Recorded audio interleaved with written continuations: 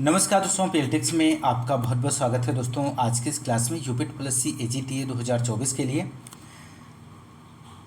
Crop science के अंतर्गत हम लोग मक्का और धान की खेती के बारे में अध्ययन करने वाले हैं।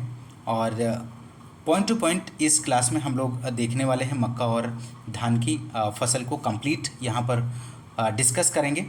तो दोस्तों यदि आप हमारे चैनल पर नए हैं तो चैनल को सब्सक्राइब कीजिए, लाइक कीजिए, शेयर कीजिए। और इसके पहले 2 क्लासेस हो गई हैं, जिसके अंतर्गत फर्स्ट क्लास में गेहूं की खेती को कंप्लीट करा दिया गया है और दूसरी क्लास में बाजरा और जौ की खेती को कंप्लीट करा दिया गया है। यदि आपने अभी तक नहीं देखा है तो आप लोग इसी वीडियो के डिस्क्रिप्शन में जाइए, वहाँ पर आपको प्लेलिस्ट मिल जाएगी और सभी क्लासेस को आप लोग देखते रहिए। पॉइंट टू पॉइंट आपके सिलेबस के अनुसार AGTA का जो सिलेबस है उसके अनुसार आपको चीज़ें प्रोवाइड की जा रही हैं, तो आप लोग सभी क्लासेस को ज़रूर देखें। तो आइए शुरू करते हैं। इस क्लास में मक्का मेज़ की क्रॉप से संबंधित पॉइंट्स। पहला पॉइंट है यहाँ पर मक्का का वानस्पतिक नाम क्या है, तो जिया मेज़ मक्के का वानस्पतिक नाम है। और मक्के के कुल की बात करें तो ग्रेमनी पोएसी कुल के अंतर्गत आता है। मक्का में गुणसूत्रों की संख्या कितनी होती है, तो 2n बराबर 20 होती है। दोस्तों मक्का का उत्पत्ति स्थान कहाँ है, तो मैक्सिको है। मक्का को कहा जाता है, तो अनाजों की रानी मक्का को कहा जाता है। मक्का का दाना क्या कहलाता है, तो कैरियोप्सिस कहलाता है। नेक्स्ट पॉइंट है यहाँ पर मक्का का पुष्प होता है तो द्विलिंगी होता है, मोनोसियस होता है। दोस्तों नेक्स्ट पॉइंट है मक्का किस ऋतु की फसल है, तो खरीफ ऋतु की, लेकिन रबी में भी सफलतापूर्वक उगाया जाता है। नेक्स्ट पॉइंट 9 मक्का अनुसंधान निदेशालय कहाँ स्थित है, तो लुधियाना पंजाब में स्थित है। दोस्तों संकर मक्का की बीज दर 20 से 25 kg प्रति हेक्टेयर। भारत का कौन सा राज्य मक्का उत्पादन में प्रथम है, तो उत्तर प्रदेश का स्थान प्रथम है। मक्का के अंकुरण के लिए उपयुक्त तापक्रम तो 21 डिग्री सेल्सियस से 32 डिग्री सेल्सियस तक। नेक्स्ट पॉइंट मक्का की संकर किस्में कब रिलीज हुई, तो 1961 में रिलीज हुई। भारत में रबी ऋतु में मक्का कितने प्रतिशत उगाई जाती है, तो 15% क्षेत्रफल पर उगाई जाती है। नेक्स्ट पॉइंट है चारे के लिए मक्का की बीज दर होती है, तो 40 से 45 kg प्रति हेक्टेयर। मक्का के दाने में प्रोटीन कितने % होती है, तो लगभग 10 से 11%। क्वेश्चन नेक्स्ट यहाँ पर पॉइंट्स है मक्का में खरीफ ऋतु में लाइन से लाइन की दूरी कितनी रखी जाती है, तो 60 × 20 सेमी।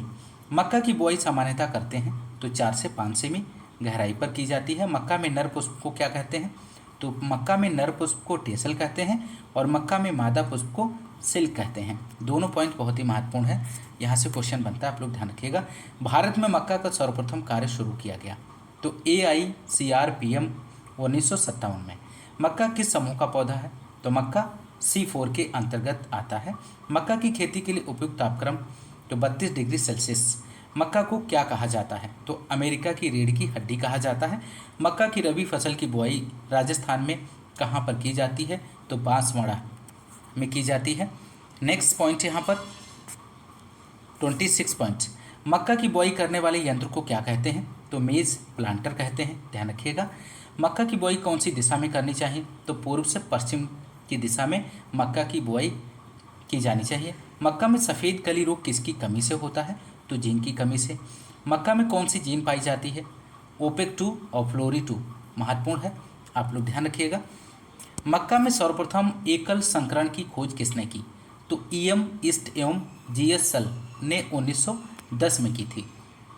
नेक्स्ट पॉइंट है मक्का में सर्वप्रथम डबल संकरण की खोज की थी, तो DF जोन्स ने 1920 में की थी। मक्का किसकी सबसे उपयुक्त फसल है, दोस्तों, तो साइलेज हरे चारे की। मक्का की संकर किस्में होती हैं। नेक्स्ट पॉइंट है दोस्तों मक्का की संकर किस्में होती हैं, तो दक्कन 103, गंगा सफ़ेद 2, गंगा 101, पूसा संकर 2, रणजीत हाई स्टार्च, ये सभी मक्का की संकर किस्में हैं। मक्का की संकुल किस्मों की बात करें तो अंबर है, किसान, विक्रम जवाहर, सोना, विजय प्रताप, नवजोत, ये सभी संकुल किस्में हैं मक्का की। मक्का में कार्बोहाइड्रेट कितने % होता है, तो 76.8% मक्का में कार्बोहाइड्रेट पाया जाता है। नेक्स्ट पॉइंट है यहाँ पर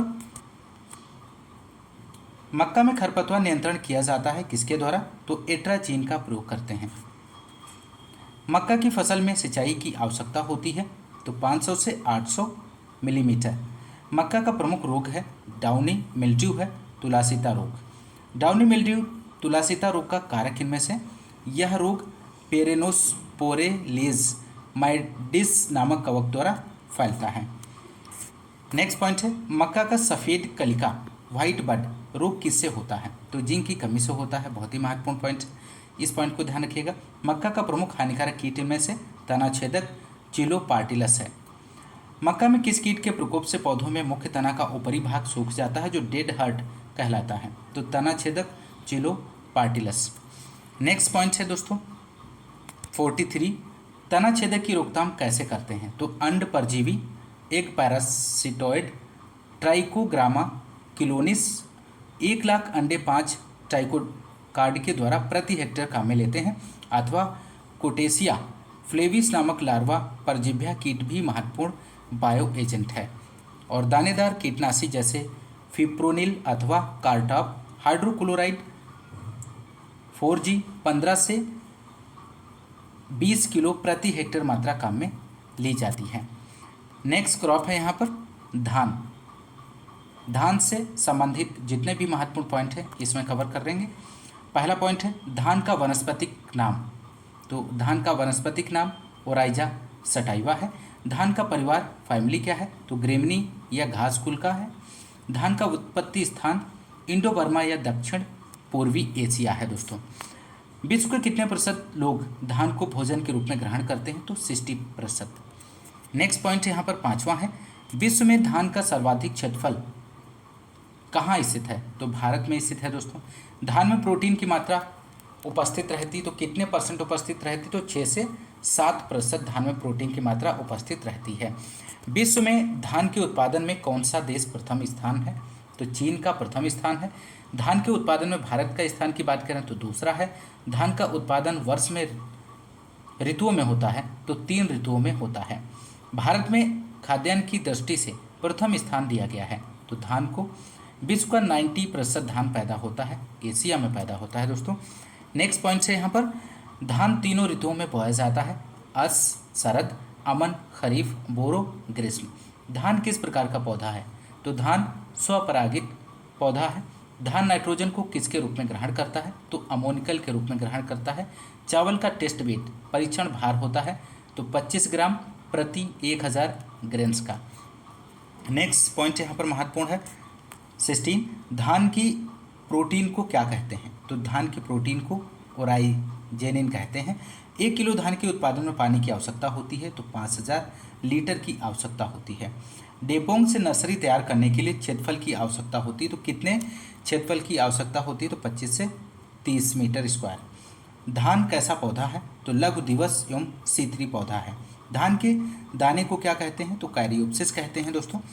धान की प्रथम पौनी जीन इनमें से तो डीजी वोजिन है, ध्यान रखिएगा महत्वपूर्ण है। धान के कौन से भाग को पेनिकल कहते हैं? तो पुष्प को पेनिकल कहते हैं। धान की बासमती किस्म का परीक्षण वजन कितना होता है? तो 21 ग्राम प्रति 1000 ग्रेन्स। सबसे अधिक नाइट्रोजन का नुकसान धान में किसके द्वारा होता है? तो विनाइट्रीकरण के द्वारा सबसे अधिक नाइट्रोजन का नुकसान धान में होता है। नेक्स्ट पॉइंट है सामान्यतः 1 हेक्टेयर धान की बुआई है तो नर्सरी की आवश्यकता होती है तो 1000 वर्ग मीटर। नेक्स्ट पॉइंट है यहाँ पर डेपोंग विधि से तैयार नर्सरी में पौध तैयार होता है तो 11 से 14 दिन में पौध तैयार होती है। धान के खेतों में गैस निकलती है मीथेन गैस। धान के साथ ढैंचा उगाकर 25 से 30 दिन बाद 2,4-D छिड़ककर ढैंचा को धान के खेत में मिलाना क्या कहलाता है? तो ब्राउन मैन्यूरिंग कहलाता है। धान का पौधा है अर्ध जलमग्न है सेमी एक्वाटिक है। नेक्स्ट पॉइंट है धान का पौधा ऑक्सीजन ग्रहण करता है तो पत्तियों में उपस्थित अरेनकाइमेटस ऊतकों द्वारा। धान के लिए उपयुक्त जलवायु उष्ण व नम जलवायु की आवश्यकता होती है। धान के खेत में कौन से पोषक तत्व की मात्रा बढ़ती है? तो फास्फोरस आयरन और मैग्नीशियम।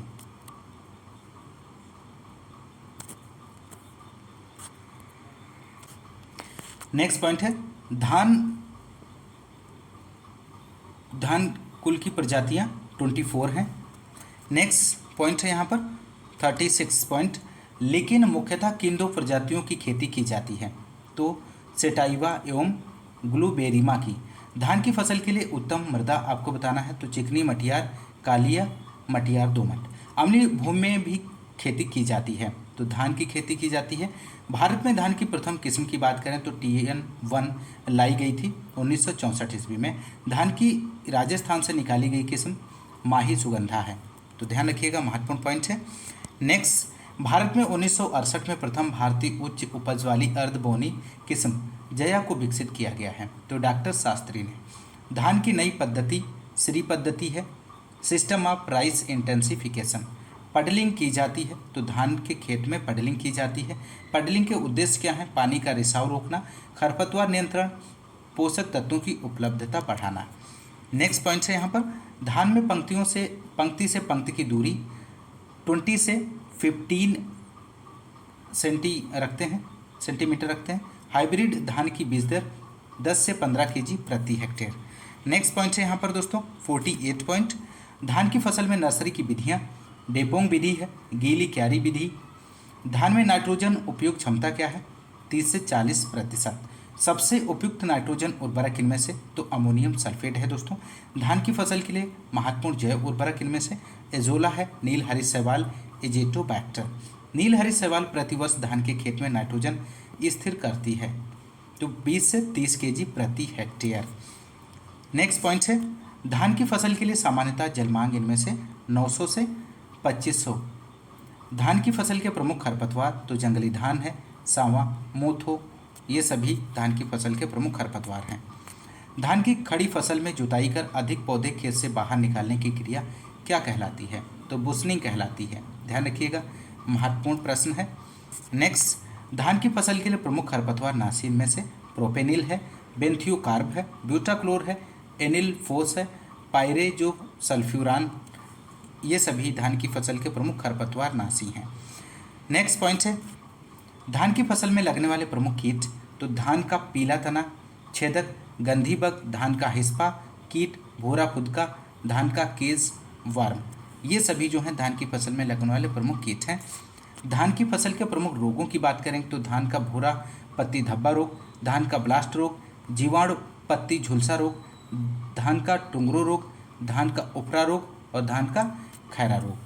नेक्स्ट पॉइंट है, धान में खैरा रोग होता है तो जिंक की कमी से धान में खैरा रोग होता है। धान की भूरी पत्ती धब्बा रोग होता है हेलमिंथोस्पोरियम ओराइजी नामक पपूत के द्वारा। धान का एक एकल भच्छी एवं प्रमुख कीट है तो मोनोफेगस आपको बताना है, तो पीला तना छेदक है ट्राइपोराइजा इंसर्टुलस। धान के पीला तना छेदक कीट का पौधे पर लक्षण, पौधे के तने पर छेद कर मुख्य प्ररोह को सुखा देता है। नेक्स्ट, जो डेड हर्ट कहलाता है, बाद में उनमें बालियां दानों के बिना रह जाती हैं जिससे सफ़ेद बाली कहते हैं।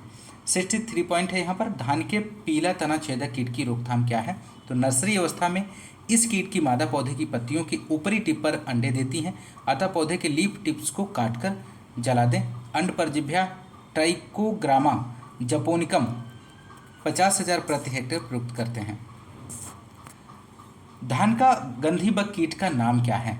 तो लेप्टोकोरिसा एकुटा है। धान की फसल में दाने बनते समय कौन सा कीट नुकसान पहुंचाता है? तो गंधी बग नुकसान पहुंचाता है। कौन सा कीट धान में वायरस जनित ग्रासी स्टंट रोग का वाहक है? तो धान का भूरा फुदका। नेक्स्ट पॉइंट यहाँ पर 67, धान के पौधों में वायरस जनित व्याधि टुंगरो डिजीज को फैलाता है तो ग्रीन लीफ हॉपर फैलाता है। धान में नर्सरी का रोग किससे होता है? धान का नर्सरी तो जीवाणु जेंथोमोनास ओराइजी द्वारा। धान में जीवाणु पत्ती झुलसा रोग किससे होता है? तो जेंथोमोनास ओराइजी जीवाणु के द्वारा। धान में उफरा रोग होता है तो डाइटेलेंकस एंगस्टस नामक नेमेटोड के द्वारा। जलमग्न धान के खेतों खैरा रोग किससे होता है? तो जस्ते की कमी के कारण धान में खैरा रोग होता है। तो दोस्तों, इस क्लास में आप लोगों ने